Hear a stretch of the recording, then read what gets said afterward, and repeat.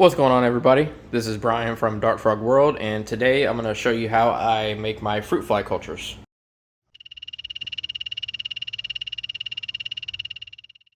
So to begin, you'll just need a few simple items. You're going to need your 32-ounce deli cup, your fruit fly media, which I've already put in all the deli cups here, and you'll need some Excelsior. You could also use coffee filters if you prefer to do that. Coffee filters is definitely a lot cheaper, but I find it that the fruit flies will last longer with Excelsior. That's just my personal experience.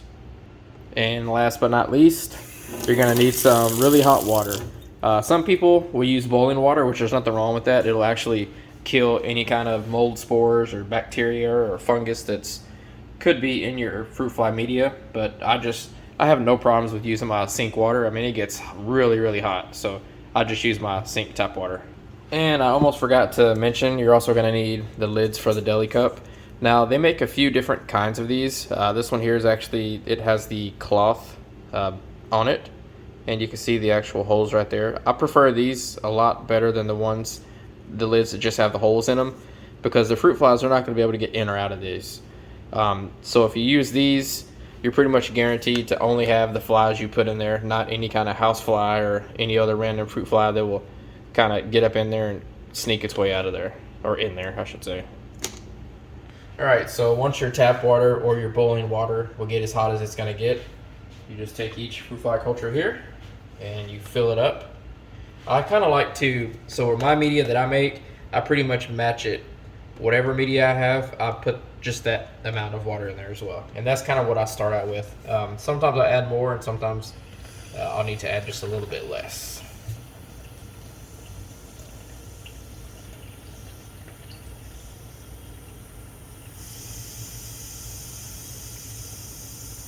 Alright, so we're going to start there.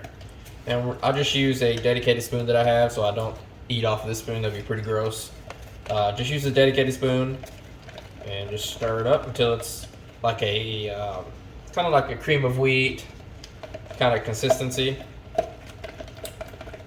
And make sure you get everything that's on the bottom, because sometimes there'll be a little bit of leftover dry stuff on the bottom. You can see it right there and on the edges there. And this stuff sets up pretty quick. As you can see, you can pretty much dump it over. It's not going to fall out. I mean, if I held it over there, it may fall out, but I need to add just a little bit more water.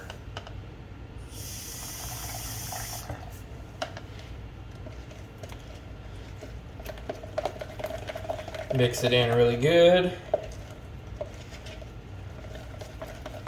And I get you kind of a close-up. Now it kind of resembles sort of like an oatmeal consistency. And that's pretty much what you want here. Alright, after you get this all mixed up, still got a little bit at the bottom there. I'm going to add just a little bit more water because it's kind of drying out a little more than I like it to. There we go, that should do here.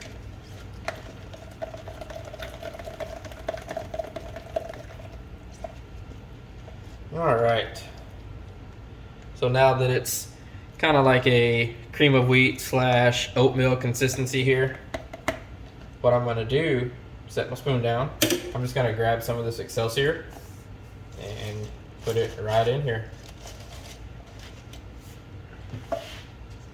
Then go ahead and pop a lid on there.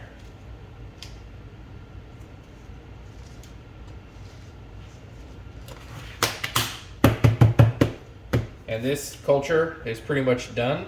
Now what we have to do, we have to let it sit out on the counter for about an hour until this media right here gets to about room temperature. You don't really want it any warmer than that. A little hack that I found is you can set this in the freezer for about 15 to 20 minutes, and then it'll be pretty much right at room temperature. Now, after your fruit fly media has cooled down to room temperature, you can go ahead and add a product which is called Bug Blade, which just basically helps prevent mites from taking over the fruit fly culture. And go ahead and add some fruit flies. So I just add kind of a thin little dusting on top here.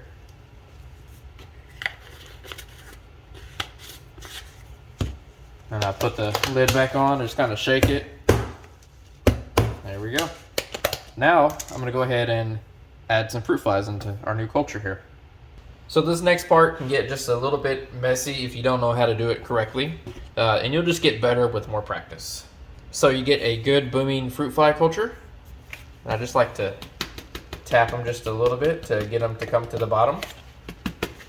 And you just need about 30 or 50 of these. You don't really need much.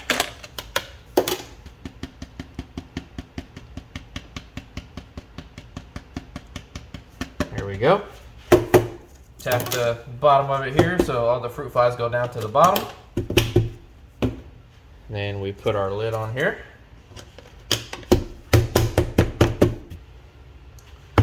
Now we're going to go ahead and date it, put a number on here, so that way we'll know in about 2 weeks or so, give or take, these will be ready to start feeding from.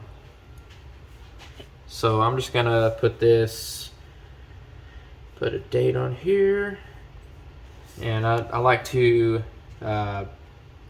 use my consecutive numbers. So this is batch 131. There we go. So after you're done making your cultures, you want to go ahead and store them in a bin in a location that gets pretty high humidity. You don't want these cultures, the food here, to dry out, or else the flies won't have nothing to eat.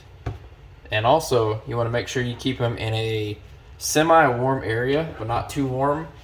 75 degrees is pretty much perfect, or pretty much anywhere in your house, honestly. If these flies get too warm, they'll basically become sterile and they won't reproduce anymore. So pretty much all the work you've done will be for nothing. And if they get too cold, they won't reproduce as quick. So instead of waiting 10 to 15 days in order for these to become a booming culture, you probably have to wait 20, 25 days or so. I mean, that's at the longest, but it will decrease the breeding in these fruit flies.